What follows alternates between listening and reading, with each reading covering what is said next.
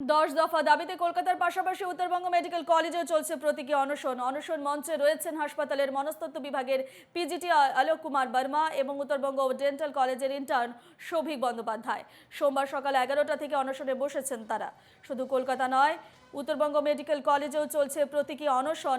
12 ঘন্টার প্রতীকী অনশনে বসেছেন জুনিয়র ডাক্তাররা এবং অনশন মঞ্চে রয়েছেন হাসপাতালের মনস্তত্ত্ব বিভাগের পিজিটি অলোক কুমার বর্মা এবং উত্তরবঙ্গ ডেন্টাল কলেজের ইন্টার্ন শোভিক বন্দ্যোপাধ্যায় সহ বহু সিনিয়র ডাক্তাররাও সেই ধর্ণা মঞ্চে রয়েছেন। তাদের পাশে দাঁড়িয়েছেন তারা এবং তাদের অনশন কর্মসূচিকে সহযোগিতা করছেন। এ নিয়ে আমরা বিস্তারিত জানবো। সরাসরি রয়েছেন আমাদের প্রতিনিধি অংশুমান চক্রবর্তী। অংশুমান, সকাল থেকে যে আমরা ছবি দেখছি উত্তরবঙ্গ মেডিকেল কলেজে প্রতীকী অনশনে রয়েছেন জুনিয়র ডাক্তাররা এবং তুমি যেমনটা এর আগে জানিয়েছো দুজন কিন্তু আমরণ অনশনে রয়েছেন। তাদের ঠিক কেমন অবস্থা এবং বর্তমান সেখানের ছবিটা কি?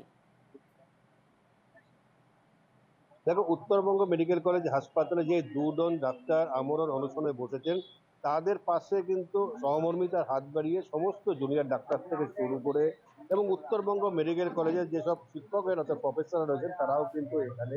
এবং তারা কিন্তু আজকে যখন পঞ্চমীর দিনে সবাই জানি উৎসবে ব্যস্ত, তারা কিন্তু অভয়ের বিচারের দাবিতে আজকে এখানে অনশনে বসেছেন।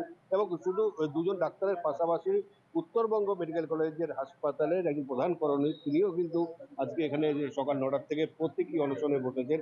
এবং বিভিন্ন যেসব শিক্ষকরা এসেছেন তাদের সঙ্গে একটু কথা বলে নেওয়ার আমরা চেষ্টা করবো।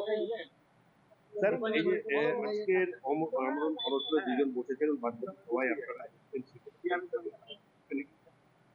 কি বলবেন? এই যে প্রতিবাদের ভাষা আমরণ অনশন জায়গা থেকে আপনি কি বলবেন?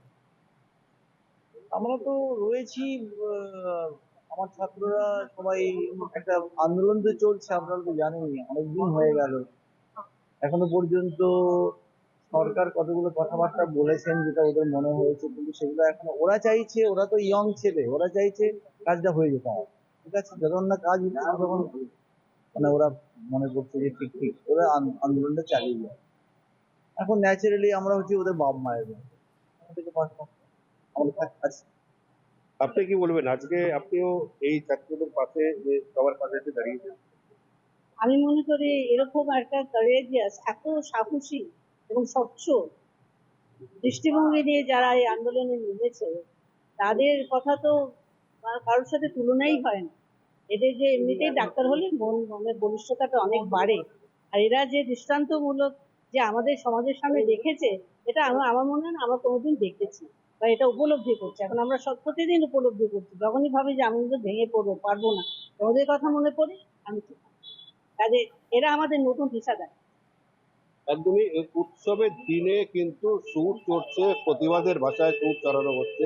একেবারে এবং শুধু অংশমানের প্রসঙ্গে আজকে আসছে। কর আজ নয়, পঞ্চমী উত্তরবঙ্গ এবং পঞ্চমীর দিনেও কিন্তু প্রতিবাদের ঝাঁজ একটুও কমেনি এবং ধর্ণা মঞ্চে যে আমরা দেখতে পাচ্ছি ছবি, শুধু জুনিয়র ডাক্তাররা নয়, সিনিয়র ডাক্তাররাও সেখানে উপস্থিত রয়েছেন এবং এই যে প্রতীকী অনশন তাতে তারা সহযোগিতা করছেন, তাদের পাশে এসে বসছেন এবং এই যে পুজোর আবহে তাদের এই যে ধর্ণা, এই যে আন্দোলন কি তাৎপর্য বহন করছে, কি বলছেন এ বিষয়ে জুনিয়র ডাক্তাররা? দেখো, জুনিয়র ডাক্তারদের ভাষা কিন্তু একটাই, যে আজকে এই অভয়ের যে দোষী, প্রকৃত দোষী, তাদের জন্য কিন্তু প্রকৃত শাস্তি এবং দ্বিতীয় অভয়া যাতে ওটা পশ্চিমবঙ্গে না হয় তার যে দাবি, সেই দাবিতেই তারা কিন্তু এই আন্দোলন চালিয়ে যাচ্ছেন।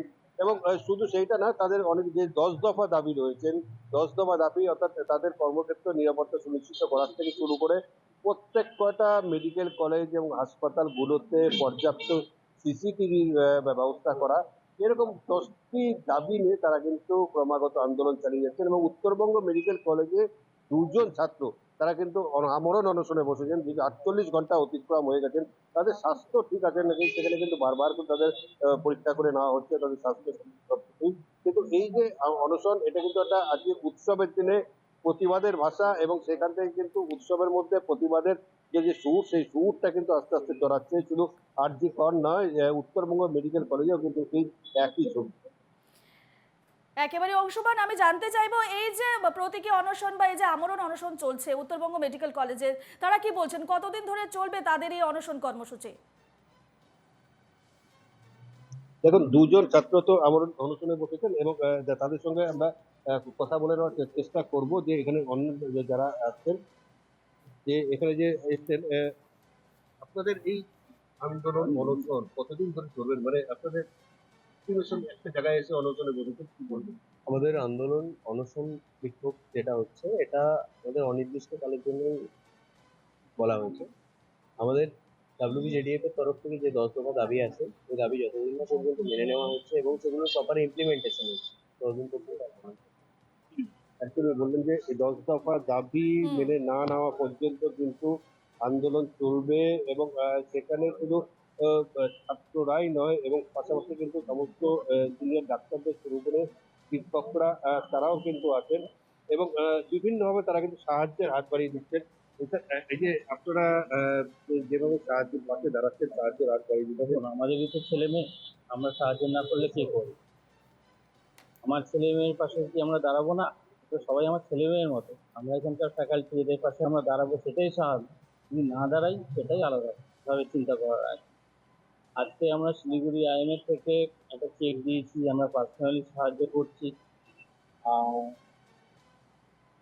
এইভাবে বা অন্যান্য সমস্ত ডক্টররা মানসিকভাবে বা তারা সাংঘাতিকও বলছেন, তাদের পাশে থাকছেন, এইভাবেই আমাদের কাজ চলছে। আমরা আমাদের ছেলে মেয়েদের আমাদের বাড়ির বাইরের কেউ বলে মনে করি না। এখানে আমরা আমাদের ছেলে মেয়েদের এইভাবেই দেখি, তারা যেমন বকাও খায় তেমন ভালোবাসা পায়, একসাথে পিকনিকেও যাওয়া হয়, একসাথে খাওয়া দাওয়া হয়, বাড়িতেও আসে।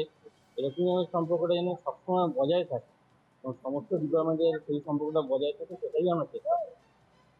আসলে যে এই সুসম্পর্কটা যেভাবে ডাক্তাররা ছাত্ররা ডাক্তারের সঙ্গে থাকে সেইভাবে কিন্তু প্রত্যেকেই আজকে এই প্রতিবাদের সুরটা চলিয়েছে, এবং পূজার উৎসব ভুলে সবাই কিন্তু এই অনশন মঞ্চে এসে হাজির হয়েছে, এবং প্রত্যেকেই, এবং দুজন ডাক্তার যেখানে আমরণ অনশনে বসেছেন, এবং প্রতিটি অনশনে কিন্তু একজন কর্মচারী তিনিও কিন্তু বসেছেন, কিন্তু তাদের পাশে এসে দাঁড়িয়েছেন গোটা চিকিৎসকরা।